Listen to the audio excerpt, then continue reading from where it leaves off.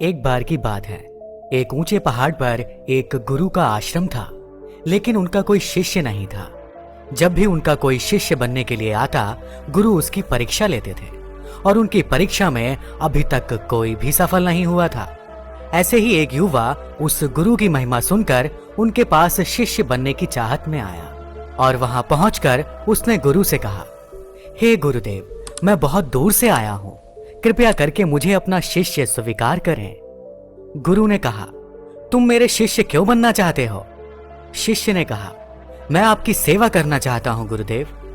गुरु ने कहा, मैं अपनी सेवा स्वयं कर सकता हूं, मुझे तुम्हारी क्या आवश्यकता?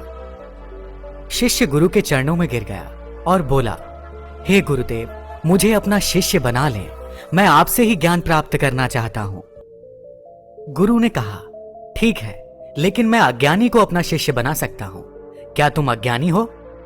शिष्य ने थोड़ा सोचा और बोला, जी गुरुदेव, मैं पूर्ण अज्ञानी हूं। गुरु के चेहरे पर एक मंद मुस्कान आई और वह बोले, क्या किसी अज्ञानी को यह पता हो सकता है कि वह ज्ञानी है? और जिसे पता हो कि वह अज्ञानी है, क्या वह वास्तव में अज्ञानी हो सकता है? क्योंकि यहां तो सभी अपना अपना ज्ञान बघाड़ते रहते हैं। शिष्य चुप रहा, उसने कुछ नहीं कहा। गुरु ने कहा, ठीक है, अगर तुम मेरी परीक्षा में उत्तीर्ण रहे तो मैं तुम्हें अपना शिष्य अवश्य बना लूंगा। आज से तुम मेरे साथ रहोगे। मैं जो करूं उसे ध्यान से देखना और समझना, लेकिन कोई प्रश्न मत पूछना। अगर तुमने कोई प्रश्न पूछा तो तुम्हें यहां से जाना होगा। तुम्हें मुझ पर पूर्ण विश्वास करना होगा। शिष्य ने गुरु की शर्तों को स्वीकार कर लिया। अगली सुबह गुरु शिष्य को लेकर एक नदी पर पहुंचे। वहां पर उन्होंने शिष्य के हाथ में एक घड़ा दिया और एक बर्तन दिया। गुरु ने कहा, इस बर्तन से इस घड़े में पानी भर दो। शिष्य ने बर्तन देखा तो वह चौंक गया। उसने देखा कि उस बर्तन से तो पानी उठाया ही नहीं जा सकता, क्योंकि उस बर्तन का निचला हिस्सा ही नहीं था। वह कुछ बोलना चाहता था, लेकिन वह नहीं बोला। उस बर्तन से वह घड़े को भरने लगा, लेकिन उस बर्तन में ना ही पानी आता था और ना ही घड़ा भर रहा था। शिष्य का धैर्य जवाब देने लगा। शिष्य मन ही मन सोचने लगा, गुरुदेव पागल तो नहीं हो गए हैं? इस बर्तन से तो घड़ा जीवन भर नहीं भरेगा। अगर इसमें पानी ही नहीं आएगा तो घड़ा कैसे भरेगा? आखिरकार शिष्य का धैर्य जवाब देने लगा। शिष्य ने गुरु से पूछा, इस बर्तन से घड़ा कैसे भरेगा गुरुदेव? इस बर्तन के तो नीचे का हिस्सा ही नहीं है, सारा पानी तो नीचे ही निकल जाता है। गुरु ने कहा, अब तुम जा सकते हो। शिष्य ने भी सोचा, ऐसे पागल गुरु के पास रहने से क्या फायदा। शिष्य वहां से चला गया। रात में एकांत में शिष्य ने सोचा, इतनी बात तो गुरुदेव को भी पता होगी, लेकिन फिर भी उन्होंने मुझे वह बर्तन दिया पानी भरने के लिए। इसमें जरूर कोई बात होगी जिसे मैं समझ नहीं पाया। वह शिष्य फिर अगली सुबह गुरु के पास पहुंचा और बोला, गुरुदेव, मुझे माफ कर दीजिए। गुरु ने कहा, मैंने तुम्हें पहले ज्ञान दिया और वह तुम ले नहीं पाए, क्योंकि तुम पहले से ही अपना ज्ञान लिए घूम रहे थे। जिस प्रकार बर्तन के निचले हिस्से के बिना घड़े में पानी नहीं भरा जा सकता, उसी प्रकार हमारी शरीर की इंद्रियां वह भी इसी बर्तन की तरह ही है, जिससे हम मन रूपी घड़े को भरने का प्रयास करते हैं, लेकिन मन कभी भी नहीं भरता। इसलिए मनुष्य कभी संतुष्ट नहीं हो पाता। बुद्धिमान वही है जो इंद्रियों की तुलना में मन की ओर अधिक ध्यान देता है।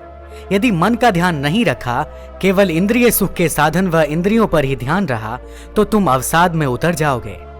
वस्तुओं के प्रति तुम्हारी लालसा तुम्हारे मन से अधिक आवश्यक हो जाएगी। तुम्हारी बुद्धि, तुम्हारी बुद्धिमता मन से परे है। यदि तुम केवल मन के अनुसार चलोगे तो तुम कभी संतुलित नहीं रहोगे। जीवन में तुम्हारी कोई प्रतिबद्धता नहीं रहेगी और तुम और भी दुखी हो जाओगे।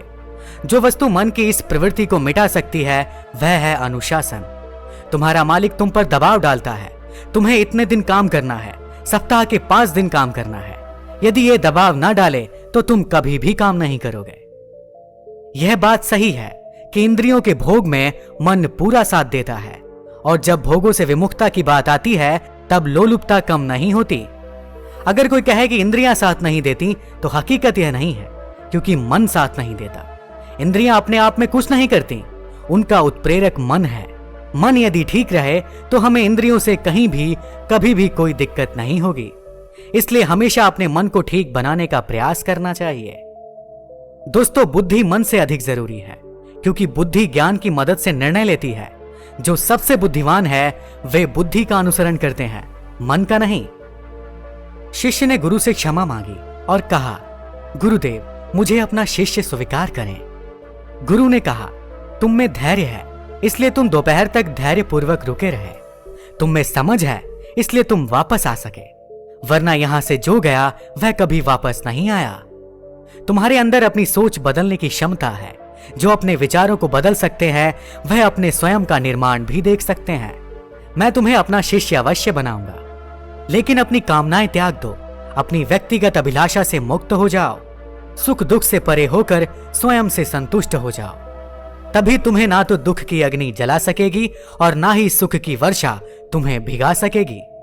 महात्मा बुद्ध कहते हैं, स्थित प्रज्ञ वो है जो सुख और दुख दोनों में समान भाव रखता है और कोई भी उसका यह संतुलन तोड़ नहीं सकता। और वही केवल अपनी इंद्रियों को वश में कर सकता है जिसका मन वश में हो। तो दोस्तों, आज की कहानी में फिलहाल इतना ही। मिलते हैं एक और नई कहानी के साथ। तब तक के लिए आपका बहुत बहुत धन्यवाद।